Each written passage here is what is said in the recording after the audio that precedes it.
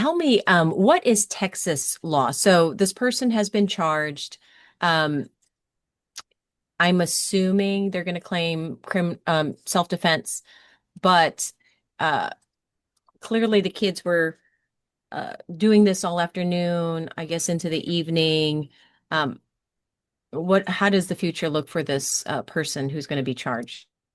In Texas, you are guilty of the first degree felony of murder if you knowingly and intentionally cause the death of another human being, or you engage in conduct clearly dangerous to human life that results in the death of a human being. In this situation, this defendant will be charged and has been charged under both legal theories. In terms of what we would expect a defensive theory to be, anybody in any court with the nerve can claim any defensive theory that they think is appropriate. To the extent that they'll attempt to claim self-defense, that's a tough road to hoe, because they're going to have to show that their belief that not just the use of force, but the use of deadly force was reasonably necessary is going to be, in my estimation, a terribly difficult burden to surmount. And from what you know and from what you can gather, this is a little kid that was killed and he was shot in the back, right? So the evidence seems to show um, that he wasn't really being threatened. Whether or not a defendant's perception that the use of deadly force was reasonably necessary is going to be informed by a host of factors.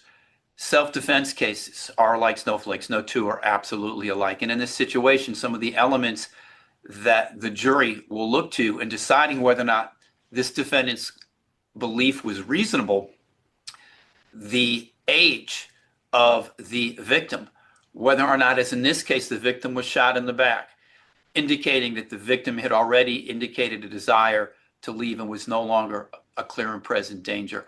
All of these elements will ultimately factor into whether or not that defendant's split-second decision, not just to use force, but to use deadly force, was reasonable under all the facts and circumstances to someone standing in the defendant's shoes. And tell me again why you have so much knowledge on this. Have you tried cases like this before? How long have you been seeing things like this, and why you feel the way that you do? Unfortunately, ding dong ditch is a somewhat recent phenomenon. And as somebody who's been involved in the criminal justice system as a visiting judge, special prosecutor, special master, and defense attorney, I'm dismayed to see that this exists at all.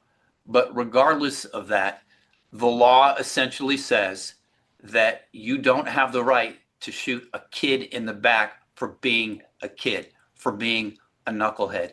And I've been involved in murder cases at the trial level and countless cases at the appellate level. And in my estimation, this is a situation where a kid's childish prank is not only inexcusable, but tragic and senseless. Does the time of day have any relevance to whether or not this guy has some type of defense for himself? I think the fact that this shooting allegedly occurred at 11 o'clock at night is highly relevant for a couple of reasons.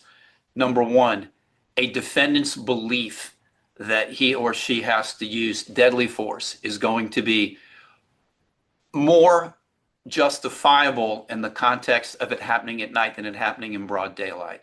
Secondly, because it happened at night, the defendant can claim that he didn't know that this was just a kid engaging in knuckleheaded and ultimately tragic behavior. This defendant can claim it could have been a gangbanger. It could have been anybody who really wanted to do me harm, because nobody knocks on your door at 11 o'clock at night delivering a package from Amazon Prime.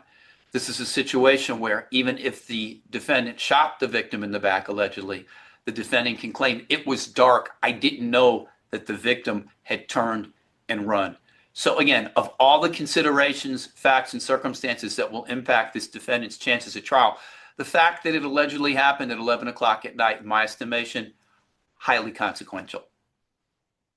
So does it matter when police searched his home, he was found with like a cache of ammunition, guns, a whole bunch of stuff? As long as this defendant was legally permitted to own that cache of weapons, that he wasn't a felon, that he wasn't using those weapons to engage in some other act of wrongdoing, that's really not going to make a difference. Whether or not the jury ultimately hears that is going to be a question for the trial judge. If the trial judge, in the exercise of his or her judicial discretion, thinks the jury needs to know that to decide a fact of consequence in this case.